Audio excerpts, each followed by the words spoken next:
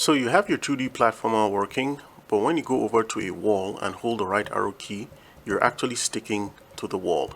Let's fix that phenomenon.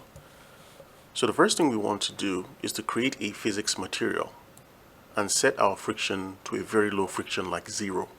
So let's right click in our project settings, go over to create, go to 2D and go to physics material 2D, and let's just click on that. Let's call that 0 friction.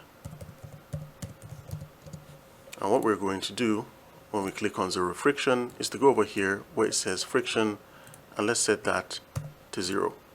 So now that we have this material, we need to assign this material to our floor or our walls. So this wall here is the third one, which is this floor.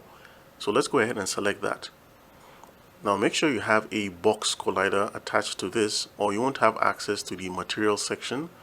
And now what we need to do is to drag our 0 friction and place that into the physics material section. So now if we play our game and we go over to a wall, our player does not stick to that surface anymore when we hold the right arrow key.